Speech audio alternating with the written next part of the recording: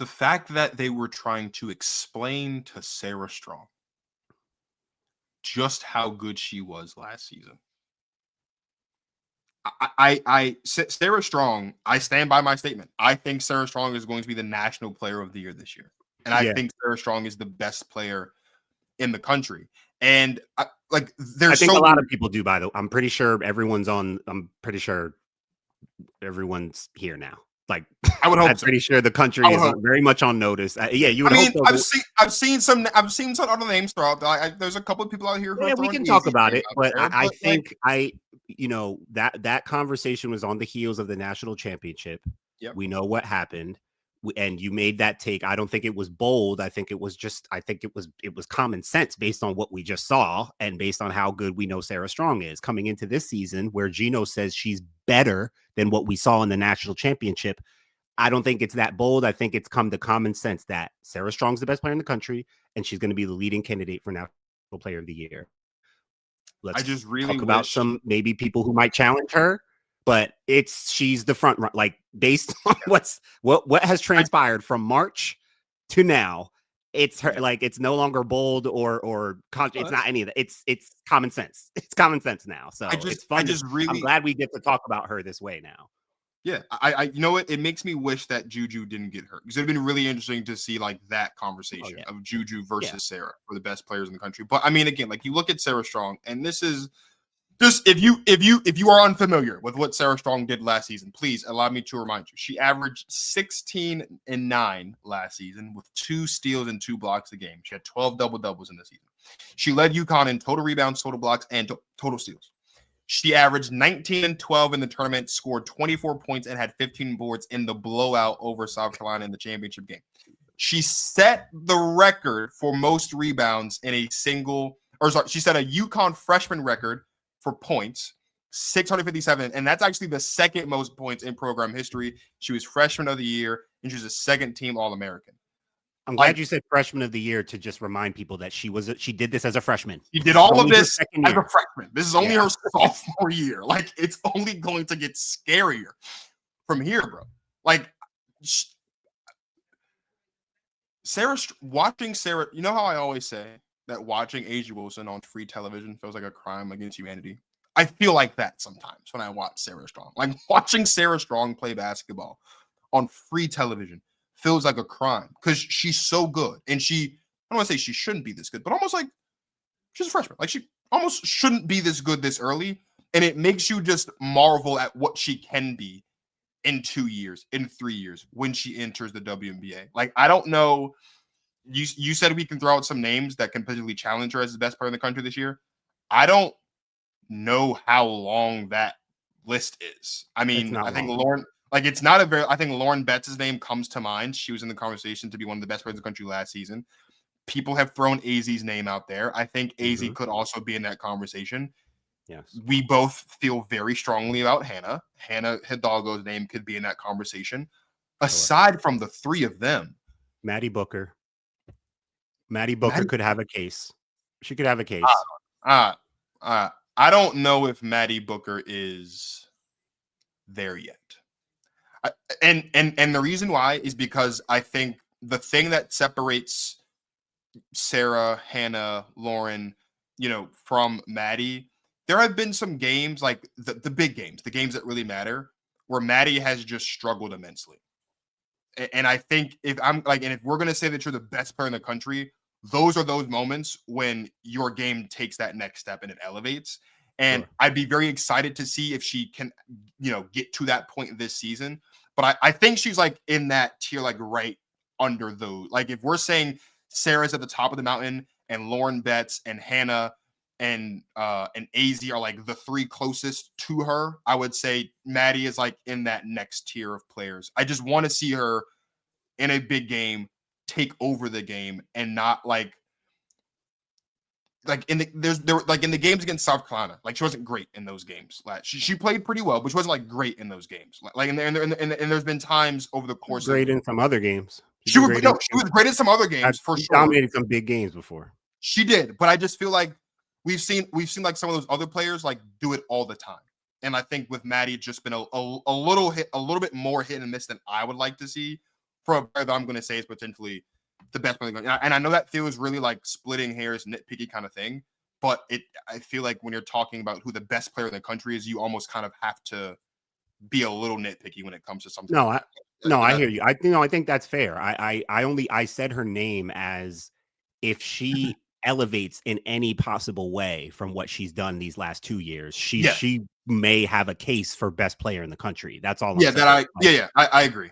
I you do know what I agree with that. mean? I If do agree she's with that. any better than what we've seen these last 2 years, she may create a case for herself. That's all I Yeah, mean. She's been SEC player of the year for sure. both years. Like, Yeah, so yeah, she's one of the best players in the country. yeah, So for sure. she's not that far. But I think it's fair what you said, because that next tier, I would put like someone like Flau'jae there as well, because she's another example to me of if she were to take on a certain approach, she has the components to make an argument for maybe best player in the country. Like I just think Flau'jae is that good, but I would Sure. put her where you put her right now in terms like where you said about Maddie, like kind of that Hmm. next year. Like Sure. that's where I'd put Flau'jae as well.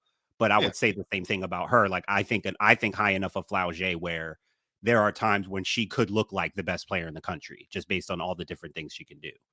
And I think the But great thing for both of them is they're both in a position this season where they have the opportunity to take that next step with just what we expect their teams to do. I mean, Texas was a 1 seed last season. LSU, we're going to talk about them a little bit more in a second. Now they have Malaysia for Wiley, but like they have that opportunity to take that next step. And I think they will. But I do agree with you on the Flau'jae thing as yeah, well. I think Maddie Booker has more of a chance to do it than Flau'jae, because I think the story with LSU was going to be a lot more about Malaysia than anything else.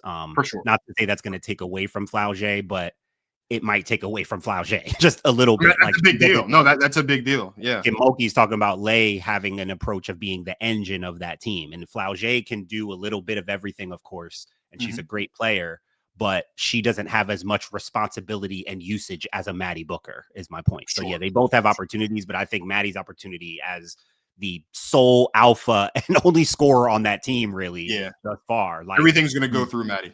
things go through Maddie Yeah. all the time. Yeah. What about But it's fun. It's cool because again, I just think Sarah Strong is the best player in the country right now, and it's not really a debate. I don't know if you got to catch any clips from that Louisville game yesterday. I only saw a quarter and a half because then I had to get on with you to start prepping for this. But yeah, the first quarter of the you were regular sold. season. Not I know we're not talking about UConn as a whole, but I'll just throw it out there. UConn looks insane.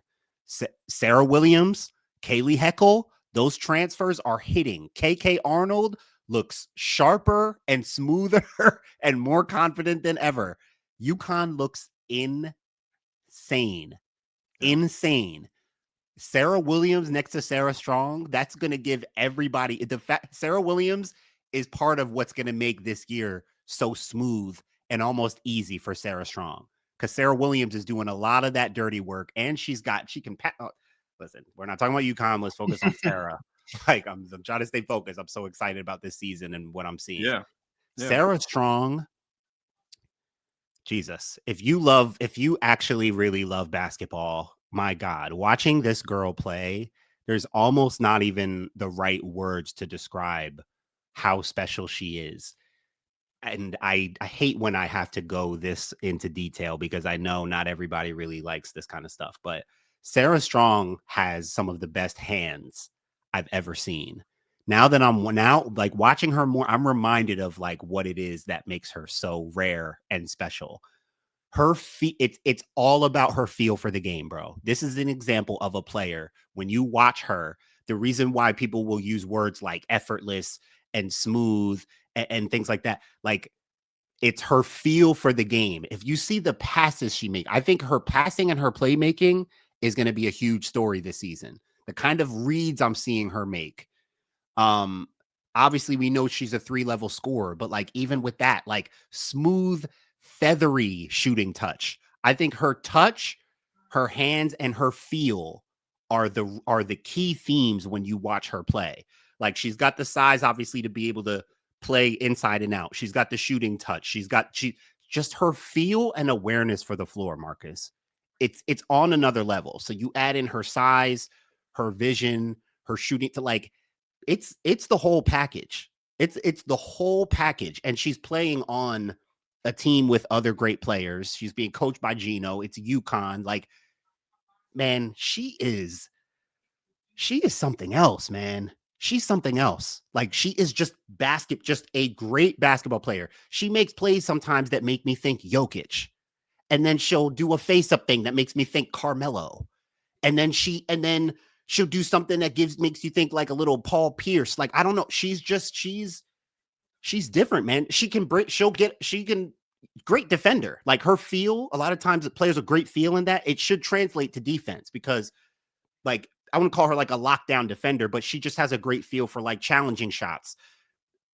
Her greatness as an offensive player, I think, translates to her greatness defensively because she knows what people are trying to do. Like, you're not going to get off stuff on her. Like, she knows she's got all the moves. So like, you try something on her, nope. Like, unless you're better than me at this, I know you're going to turn around. I know you're going to, like, so she's like, man, she is just, she is the ultimate weapon in women's college basketball. She's the ultimate all-around player in women's college basketball right now. She is different, man. She's special. Jeremy says watching Sarah gives him the feeling he had watching Maya and Stewie. Same. It's that next iteration of the the UConn greats right here.